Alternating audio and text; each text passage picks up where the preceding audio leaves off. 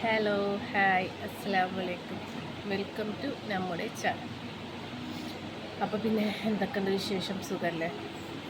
അപ്പോൾ കഴിഞ്ഞ ദിവസം ആ മരണപ്പെട്ട ആ കുഞ്ഞുണ്ടല്ലോ, 18 മാസം എന്ന് പറഞ്ഞാൽ ഒന്നര വയസ്സ്. ആ കൊച്ചി എന്ത് തെറ്റാണ് ചെയ്തത് ഒന്ന് ആലോചിച്ച് നോക്കിയൊക്കെ. ശരിക്കും പറഞ്ഞാലുണ്ടല്ലോ, ആ പെണ്ണിൻ്റെ കാമം അല്ലാണ്ട് വേറൊന്നും പറയണ്ട. ഇങ്ങനെയൊക്കെ അനുഭവിച്ച ഓപ്പോസിറ്റ് ആ ചെക്കൻ ഫസ്റ്റിൽ കല്യാണം കഴിച്ചത് ആ പെണ്ണിങ്ങനൊക്കെ അനുഭവിച്ചാണ്. ഏതെങ്കിലും വിവേകം ബോധമുള്ള പെൺകുട്ടികൾ ചെയ്യണതാണോ ഈ പെണ്ണി ചെയ്തിട്ട് 51 മുറിവ് കുട്ടീൻ്റെ ശരീരത്തിൽ ഉണ്ടാവുമ്പോഴേ ഒരു തള്ളെന്ന നിലയിൽ 10 മാസം പ്രസവിച്ചിട്ട് വേദന അറിഞ്ഞ് പ്രസവിച്ച ഏതെങ്കിലും പെണ്ണുങ്ങൾ നമുക്ക് നോക്കാൻ പറ്റില്ല. നമ്മളെ കുട്ടികളെ നമ്മൾക്ക് എത്ര ആൾക്കാർ ബന്ധം വേർപ്പെട്ടിട്ട് രണ്ടാം കല്യാണം കഴിഞ്ഞിട്ട് ചില 100-ൽ 50% നല്ല ആൾക്കാരുണ്ട്. അതേമാതിരി 50% ഈ എൻ്റെ കുട്ടിയായിട്ട് കാണാൻ പറ്റില്ല. അങ്ങനെ നമ്മളെ ജീവിതത്തിൽ നമ്മളെല്ലാ സുഖങ്ങളും അനുഭവിച്ച് ചിലപ്പോൾ കല്യാണം കഴിച്ചതിൽ പ്രശ്നങ്ങളുണ്ടാവും, നമ്മൾ ഡൈവോഴ്സ് ആയിരിക്കാം. ചിലപ്പോൾ ഓപ്പോസിറ്റ് ഉണ്ടല്ലോ, ഈ കോടതികളൊക്കെ പറയുമ്പോൾ കുട്ടി തള്ളയുടെ കൂടെ പോട്ടെ, ഓപ്പോസിറ്റ് നന്നായി നോക്കണ തന്തയായിരിക്കും അവിടെ, നല്ല രീതിയിൽ നോക്കണ തന്തയായിരിക്കും. അപ്പോഴത്തെ ഈഗോ, വാശി എന്നുള്ളത് ഉത്ഭവിച്ചിട്ട് ആ പെണ്ണിൻ്റെ കൂടെ പറഞ്ഞേക്കട്ടെ. പെണ്ണ് വേറെ കല്യാണം കഴിച്ച് എല്ലാവരും ഒരേ മാതിരി ആയിരിക്കണം എന്നില്ല. നമ്മളെ മക്കളെ നോക്കാൻ ചിലവരുണ്ട് നല്ല എനിക്ക് അനുഭവമുള്ള 2-3 ആൾക്കാർ നല്ല രീതിയിൽ നോക്കണം. അതേമാതിരി ഓപ്പോസിറ്റ് എനിക്കറിയണവരുണ്ട്.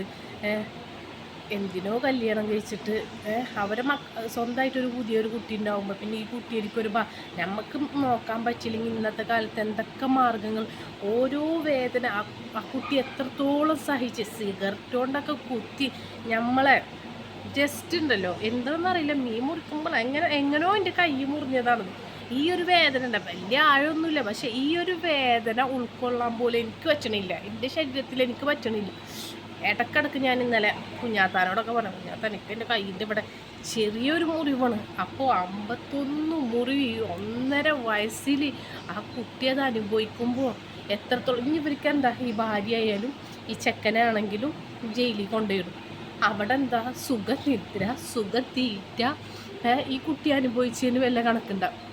എനിക്ക് തോന്നുന്നത് നമ്മളെ തമിഴ്നാട് ഞാൻ ഏതോ ഒരു സ്ഥലത്ത് ഇങ്ങനെ ന്യൂസിൽ ജയിലിലേക്ക് കൊണ്ടുപോകണ മാതിരി മൂത്രയിച്ചിട്ട് വായോന്ന് പറഞ്ഞിട്ട് വെടിവെച്ചിട്ട് പറഞ്ഞേക്കണം. അമ്മാതിരി ചെയ്യണം, അമ്മാതിരിയുള്ള നിയമം വരെ. ഇനി കുറേ ആൾക്കാർ വന്നിട്ട് ഇനി ഈ ഒരു സോഷ്യൽ മീഡിയയിൽ തന്നെ പേരെടുക്കാൻ വേണ്ടിയിട്ട് കുറേ വക്കീലന്മാർ വരും. ആ ഗോവിന്ദചാമിയുടെ ഇത്രയും അനുഭവിച്ചൊരു കുട്ടി എനിക്ക് തോന്നുന്നത് വേറെ ഉണ്ടാവില്ല. കാരണം അതിൻ്റെ 80 വയസ്സിലൊക്കെ നമ്മൾ പറയില്ലേ, ഇത്ര വേദന ഓരോ ദിവസവും. ആ കൈ ഒടിഞ്ഞിട്ട് ആ വീഡിയോ എടുക്കുമ്പോൾ ആ പെണ്ണ് പറയുന്നത്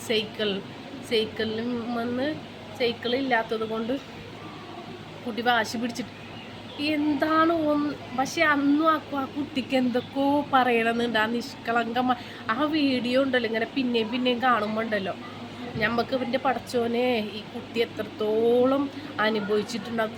ഈ ചെക്കൻ്റെ വീട്ടുകാരുണ്ടല്ലോ ഭൂലോക തെണ്ടികൾ എന്ന് പറഞ്ഞാലുണ്ടല്ലോ, ഇനിയും വലിയ അറിയാണ്ടല്ല, ആദ്യം അവരെയും പിടിക്കണം. എത്ര വട്ടം കേസ് കൊടുത്തിട്ടാണെങ്കിലും ചില സമയത്തുണ്ടല്ലോ നമ്മൾ ഈ 100 നല്ല സാറുമാരും നമ്മൾ കേസ് കൊടുത്ത അപ്പം തന്നെ ഇതാക്കണ സാറുമാരുണ്ട്, എല്ലാതല്ല. പക്ഷേ ഭൂരിഭാഗം ചിലവരുണ്ടല്ലോ, നമ്മൾ പോലീസ് സ്റ്റേഷനിലായാലും വേറെ വല്ലയിടത്തായാലും വല്ല ഒരു കേസായിട്ട് പോയാലുണ്ടല്ലോ ചിലവരൊക്കെ അവസ്ഥ.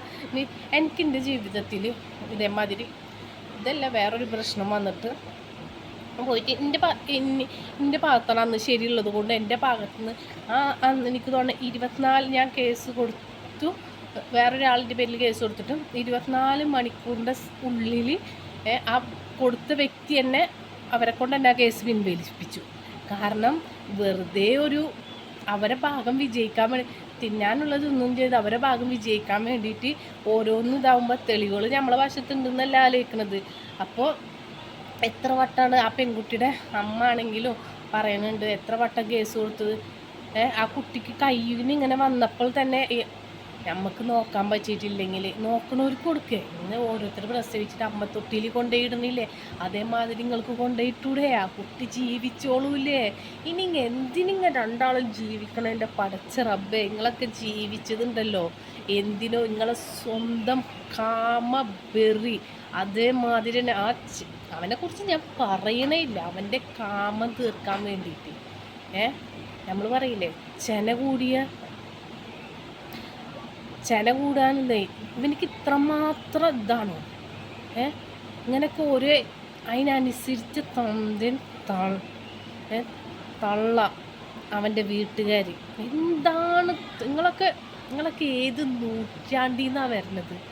ആ കുട്ടിയൊക്കെ ഒരു ബാധ്യത നിങ്ങൾക്ക്. ഞാൻ ഒരിക്കലും വേറെ അമ്മ എന്തിനാ അവരൊക്കെ പറയേണ്ട ആവശ്യം? ഈ പെണ്ണിനെ പറഞ്ഞൂടെ? സ്വന്തം കുട്ടി ഇവിടെ ഇതാവുമ്പോൾ അവൾക്ക് ചിന്തിച്ചുകൂടെ? ഒരു പെണ്ണിൻ്റെ ജീവിതം തന്നെ അവൻ കാരണം തകർത്തു. രണ്ടാം കെട്ടിൽ സംശയരോഗം, ഇമാതിരിയുള്ള ഇതൊക്കെ ആലോചിക്കുമ്പോഴത്തേക്കും മെല്ലെ ആ ബന്ധത്തിൽ കണ്ട് മാറിയ. എന്തിനാണ് ഇതും കെട്ടിപ്പിടിച്ച്? എന്ത് സുഖമാണ് വെച്ചാൽ ഇമാതിരി കാമപറിക്കുക. നമ്മളെക്കുറിച്ചൊരു പിത്തന പറയേ, ഓരോരുത്തരോട് പറഞ്ഞ് വെറുപ്പിക്കുക. ഇതേമാതിരി നമ്മളെ മക്കളെ നോക്കാനും അതുമാതിരി സ്വന്തം മക്കളായിട്ട് കാണാനും അങ്ങനെയുള്ള കുറേ ആൾക്കാരുണ്ട്. എൻ്റെ സ്വന്തം മോളെമാതിരി കാണാൻ, എൻ്റെ സ്വന്തം മോനെമാതിരി സ്കൂൾ തുറക്കുന്നത്. ആ കുട്ടിയുടെ 1.5 വയസ്സാണ്. ചിലവർ എനിക്ക് പരിചയത്തിലുള്ള എൻ്റെ ഒരു ഫ്രണ്ട് ഉണ്ട്. അവൾ 2ാം കല്യാണം കഴിച്ചതാണ്. ഫസ്റ്റിലത്തേലൊരു കുട്ടിയുണ്ട്, മോളാണ്. രണ്ടാമത് അവൻ്റെ ഒരു കുട്ടിയുണ്ട്, രണ്ടാമത്തേലുണ്ട്. പക്ഷെ ആ കുട്ടീനെ അവൻ കൊണ്ടു നടക്കണം.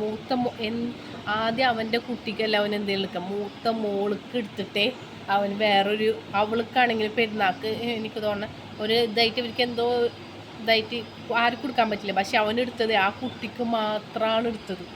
അവൻ്റെ കുട്ടിയല്ലെങ്കിൽ അവൻ്റെ കുട്ടിയായിട്ട് കാണുന്നവരുണ്ട്.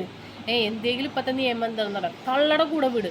നോക്കുന്ന തന്താരും ഉണ്ട്, എല്ലാ തന്താരും ഒരേ മാതിരിയല്ല. പക്ഷെ നോക്കുന്ന ആ കുട്ടികൾക്ക് വേണ്ടി ജീവിക്കുന്ന തന്താരും ഉണ്ട്. ആ കുട്ടി അനുഭവിച്ച വേദന ഇനി എനിക്ക് തോന്നുന്നില്ല ഇങ്ങനെ ഒരു അനുഭവിച്ചൊരു കുട്ടികൾ വേറെ ഉണ്ടാവില്ല. സത്യം പറഞ്ഞാലില്ല, ഇനി ഇവരൊക്കെ ജയിലിൽ കൊണ്ടുപോയിട്ട് തിന്ന് നല്ല സദ്യയും നല്ല ബീഫും നല്ലതിങ്ങനെ ഇങ്ങനെ വീർത്ത് കെട്ടിയിട്ട് ഇങ്ങനെ വരും. നമ്മളെ മക്കളെ ഇവരെ നോക്കാൻ പറ്റിയിട്ടില്ലെങ്കിൽ നമുക്കൊരാളെ വേണ്ടാന്ന് വെച്ചല്ലാണ്ട് വേണ്ടാന്ന് വെക്കുക. പിന്നെ എന്തിൻ്റെ ഇത്രയും മാത്രം മുട്ടി നടക്കുകയാണ് നിങ്ങളൊക്കെ. എത്ര ആൾക്കാരുണ്ടെന്ന് ആലോചിക്കണം. നമുക്ക് വേണ്ടെങ്കിൽ ആ കുട്ടീനെ ഇങ്ങനെ ഉപദ്രവിച്ചിട്ട് കൊല്ലണോടി. നീയൊക്കെ ഒരു പെണ്ണാണോ? 10 മാസം എന്ന് പറയാം ആ കുട്ടി. നമ്മളൊക്കെ ഓരോ മാസം ഛർദിയായാലും തല കറങ്ങി അതൊന്നും ആ വേദന അങ്ങനത്തെ ഒന്നും ബുദ്ധിമുട്ടുകളും ഉണ്ടായിട്ടില്ലേ? വേറെ ഉണ്ടാക്കുന്ന സുഖം അടുത്തേനെ പോയിട്ട് ഉണ്ടാക്കുക, അതിൻ്റെ സുഖം മാത്രമാണ് നിങ്ങളൊക്കെ ജീവിതത്തിൽ കണ്ടിരിക്കുന്നത്. ഇങ്ങനത്തെ ശരിക്കും പറഞ്ഞാലല്ല, അവൻ്റെത് കട്ട് ചെയ്തിട്ട് വിടണം, ഇവളെ എവിടെയെങ്കിലും വെടിവെച്ച് കൊടുക്കണം. ജീവിതകാലം വരെ അനുഭവിച്ച് തീർക്കണം, അല്ലെങ്കിൽ ഒറ്റയടിക്ക് വെടിവെച്ച് കൊല്ലണം രണ്ടാമത്തിൽ. ഇനി ഇതെന്താ ഓരോരുത്തർക്ക് പിന്നെയും പിന്നെ ഇത് ചെയ്യാനുള്ള ഇത് കിട്ടണം. എന്താണെന്ന് അറിയാം, പോയിട്ട് ഫുഡ് അടിച്ചിട്ട് സുഖമായിട്ട് ജീവിക്കല്ലേ. അതാണ് പിന്നെയും നമുക്കൊരു ബന്ധം വേണ്ടെങ്കിലോ നമ്മൾ പുതിയ റിലേഷൻ ആവണം. നമ്മളെ മക്കളെ സ്വന്തം മക്കളായിട്ട് കരുതാൻ പറ്റും. എനിക്കെൻ്റെ കുട്ടി വീണാൽ എന്തെങ്കിലും പറ്റി എനിക്കുണ്ടല്ലോ, എൻ്റെ മക്കളിൻ്റെ 2 സൈഡിലില്ലെങ്കിലും എനിക്ക് ചില സമയത്ത് ഉറങ്ങാം. ഒരു അപ്പുറത്തെ റൂമിലിട്ടെന്നല്ല കുട്ടി ചെക്കൻ പകുതിയൊക്കെ വരും. ഈ 2 സൈഡുണ്ടല്ലോ, കൈ വേദന, പെണ്ണ് ഇവിടെയും കിടക്കും, ആണ് ഇവിടെയും കിടക്കും.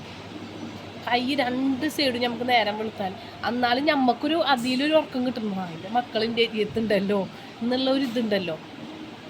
എന്തിനാടി നീയൊക്കെ ജീവിച്ചിരിക്കുന്നത്? പോയി ചാവടി.